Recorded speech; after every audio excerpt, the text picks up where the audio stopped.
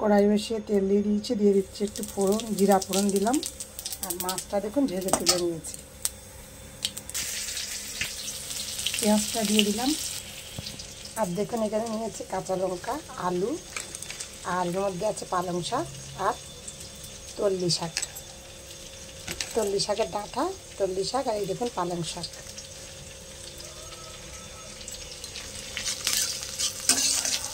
পেঁয়াজটা ভালো করে ভেজে নেবো একটু। পেঁয়াজ ভাজা হয়ে গেছে, দিয়ে দেবো এর মধ্যে এবার পালং শাক, আলু আর তল্লি শাক।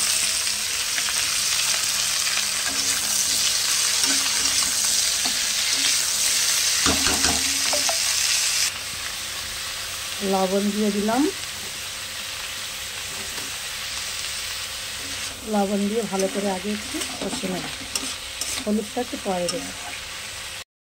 লবণ দেওয়ার পরে দেখুন জল বেরিয়েছে, জলটাই ভালো করে নেড়ে নেব।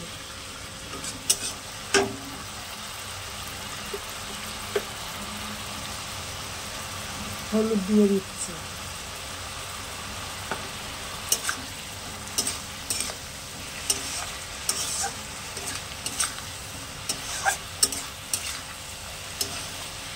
দিয়ে দিচ্ছি একটু আদা বাটা,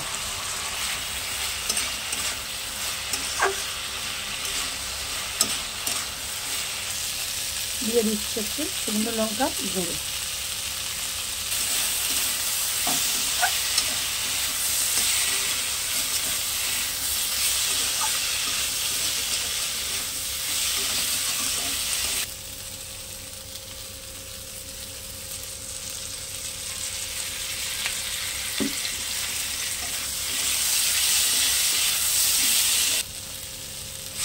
এবার দিয়ে দিলাম জল, ভালো করে কষে নিয়েছি, জল দিয়ে দিলাম।